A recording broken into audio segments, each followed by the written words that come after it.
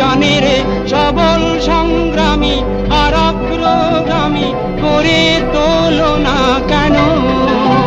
বিস্তীর্ণ পারের অসংখ্য মানুষের হাহাকার শুনেও নিঃশব্দে নীরবে গঙ্গা গঙ্গা বইছে কেন?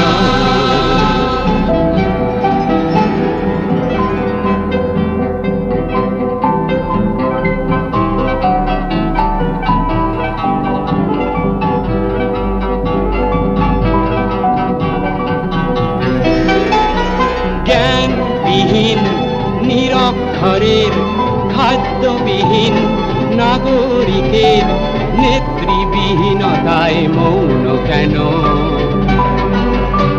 সহস্র বরষার উন্মাদনার মন্ত্র দিয়ে লক্ষ জনের